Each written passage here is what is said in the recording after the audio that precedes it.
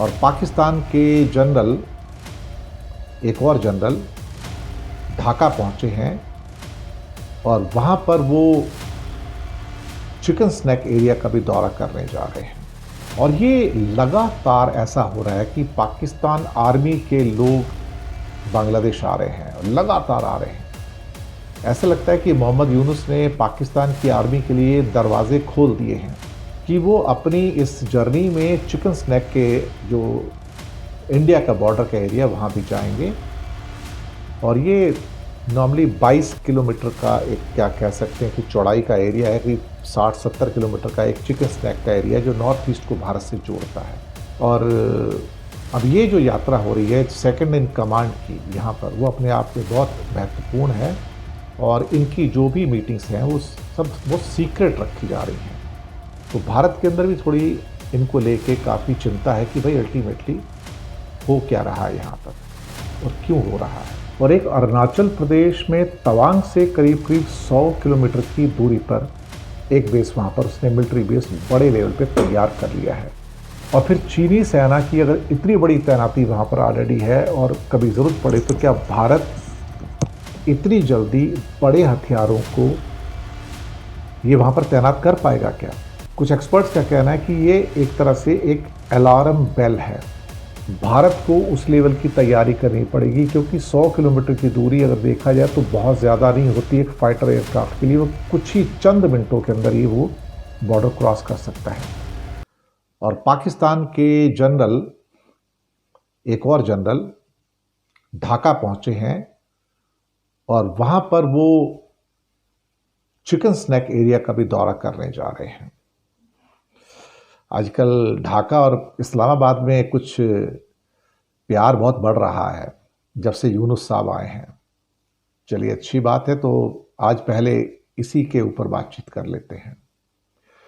पाकिस्तान के joint chief of staff committee chairman general Sahir Shamshad Mirza 24 अक्टूबर की रात को ढाका पहुंचे हैं। 6 लोग उनके साथ में हैं। और ये लगातार ऐसा हो रहा है कि पाकिस्तान आर्मी के लोग बांग्लादेश आ रहे हैं और लगातार आ रहे हैं। ऐसा लगता है कि मोहम्मद यूनुस ने पाकिस्तान की आर्मी के लिए दरवाजे खोल दिए हैं। वैसे भी बांग्लादेश में एक बहुत बड़ा तबका है जो पहले से पाकिस्तान को बड़े वे में सपोर्ट करता आया है या अपने आप को अभी भी पाकिस्तानी समझता आया है। अब पाकिस्तानी आर्मी के सेकंड बिगेस्ट जनरल की ढाका में मौजूदगी क्या कहा जाए, चिकन स्नैक का दौरा करेंगे। सिलीगुड़ी कॉरिडोर जो कि भारत और नेपाल के बीच में है और बांग्लादेश के बीच में, आप कह सकते हो, यानी इनके बीच में सैंडविच हम लोग हैं। तो जो 6 लोग इनके साथ में आए हैं टीम में, वो दरअसल वहाँ पर क्या क्या करने जा रहे हैं।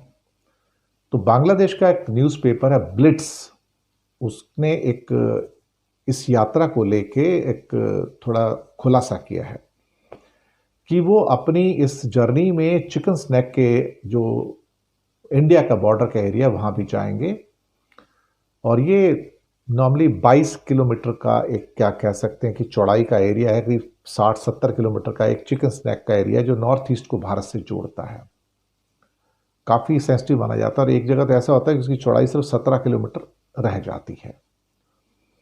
लेकिन हाँ, जब से शेख हसीना गई हैं तब से करीब करीब इस किस्म के जो टूर्स हैं पाकिस्तान की आर्मी के और बांग्लादेश के बीच में मजबूत होते हुए जो रिश्ते हैं वो अब साफ दिखाई दे रहे हैं।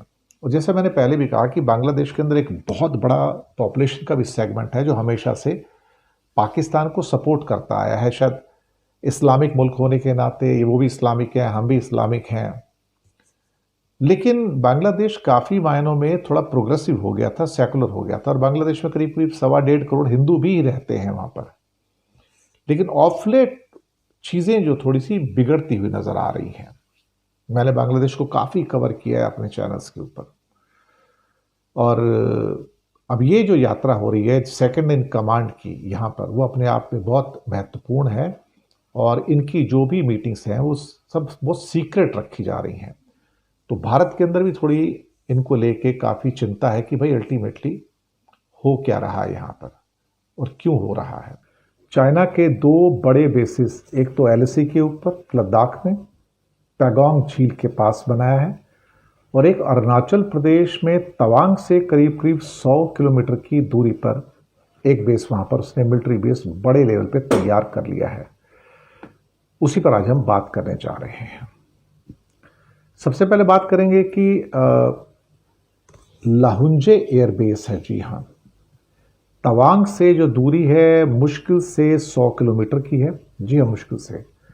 वहां पर सैटेलाइट पिक्चर्स आई हैं जिसमें बहुत सारे शेल्टर, हैंगर, एप्रन, और जिस तेजी से चाइना अपनी क्षमता को वहां पर बढ़ाने का काम कर रहा है वो हैरान करने वाला है। ये चाइना का लाहुंजे एयरबेस है। ताज़ा तस्वीरें जो मिली हैं उससे ये पता लग रहा है कि वहां पर करीब करीब 36 मजबूत शेल्टर बनाए जा रहे हैं हेलीकॉप्टर्स के लिए और फाइटर जेट्स के लिए। 100 किलोमीटर की दूरी पर तवांग से है और ये कोई बहुत ज़्यादा दूर वहां पर नहीं है।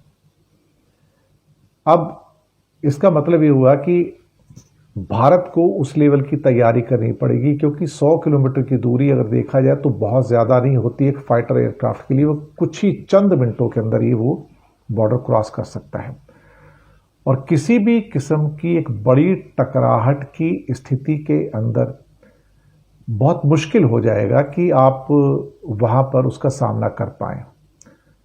और फिर चीनी सेना की अगर इतनी बड़ी तैनाती वहां पर ऑलरेडी है और कभी जरूरत पड़े तो क्या भारत इतनी जल्दी बड़े हथियारों को ये वहां पर तैनात कर पाएगा क्या? कुछ एक्सपर्ट्स का कहना है कि ये एक तरह से एक अलार्म बेल है। एक्सपर्ट कहते हैं कि the tracking construction at the China's Lahunze Airbase 100 km from Tawang, India reveals the development of 36 new hardened shelters for aircraft and helicopters since April this year, highlighting the Beijing's effort to scale up air capability near the line of actual control. This is something जो है बहुत serious है actually देखा जाए तो, और जो photograph मिले हैं वो भी इसकी ओर से इशारा करते हैं कि चाइना की जो मिलिट्री एयरबेसेस हैं उनका जो डेवलपमेंट है वो जो भी फ्यूचर में अगर कोई टकराव होता है तो उसमें लेके उनके पास किस किस्म का इंफ्रास्ट्रक्चर और मिलिट्री इंफ्रास्ट्रक्चर अवेलेबल है, एयर बेसेस हों, रनवेज हों, हेलीपोर्ट्स हों, या फिर आगे उनके जो शेल्टर जो होने चाहिए फाइटर एयरक्राफ्ट के, हेलीकॉप्टर्स के, उसकी बात हो, या फिर इसके अलावा देखा जाए तो चाइना का खास तौर से लद्दाख के अंदर पैगोंग लेक के पास एक वहां भी एक मिलिट्री बेस आ गया है, और ये LAC के बहुत पास है एक्चुअली। पहले जहां पर एक हमारा कॉन्फ्लिक्ट हुआ था ये उससे कोई बहुत ज़्यादा दूर नहीं है, हार्डली 38 किलोमीटर की दूरी पर है। वहां पर भी नए मिलिट्री बेसेस और बस्तियां बसाई गई हैं, और उसका निर्माण का उद्देश्य उस क्षेत्र में मिलिट्री ठिकानों को मजबूत करना है। इसके आधार पर मिसाइल और बाकी जो सैन्य उपकरण हैं उन्हें छुपाने के लिए भी स्लाइडिंग छत और गैरेज और अन्य सुविधाएं भी उसमें शामिल हैं। स्ट्रैटेजिक उसका इम्पोर्टेंस है। भारत की जो प्रतिक्रिया है इस मामले में ये है कि वहाँ पर हम भी अपना जो पूरा का पूरा सामरिक तैयारी है उसको उसी रूप में रखें जैसे कि चाइना वहाँ पर कर रहा है। तो पैगोंग लेक के अगर दर्शकों को अगर पता होगा कि 2/3 हिस्सा चीन के पास है और 1/3 हिस्सा जो है उसका भारत के पास है, और वहाँ पर उसने 2 बड़े ब्रिजेस भी बना लिए हैं पैगोंग लेक के ऊपर, ताकि उसको उसके नॉर्दर्न बैंक से सदर्न बैंक में आने में कोई बहुत ज़्यादा वक्त ना मिले। तो वहाँ पर पैगोंग लेक में तिब्बत के इलाके में एक बड़े डिफेंस कॉम्प्लेक्स का निर्माण किया है। इसमें एडमिनिस्ट्रेशन का एरिया है, इसमें हाई बे है, इसमें गैरेजेस हैं, चेकआउट एरिया है, एरियाज अंडर कंस्ट्रक्शंस हैं, और कई और जो उसमें शेल्टर्स वगैरह हैं उसका भी निर्माण किया जा रहा है। तो एक किस्म से कहा जाए कि लद्दाख हो या अरुणाचल प्रदेश हो, यानी कि वेस्टर्न सेक्टर हो या ईस्टर्न सेक्टर हो, दोनों जगह उनके जो प्रिपरेशंस हैं वो बड़े एक लार्ज स्केल पर इस टाइम हो रहे हैं।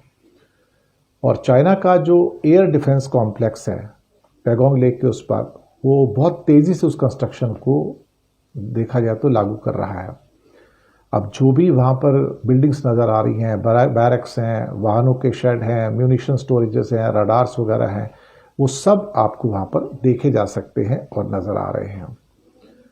तो मुझे लगता है कि भारत के लिए यहाँ से कुछ चिंता की घड़ियाँ जो है निकलती नज़र आ रही हैं, और भारत को भी ज़रूरत होगी कि लद्दाख के अंदर और अरुणाचल में अपनी तैयारियों को उसी लेवल पर लेकर जाए जिस लेवल पर चाइना फ्यूचर के किसी भी कॉन्फ्लिक्ट को लेकर इस समय तैयारी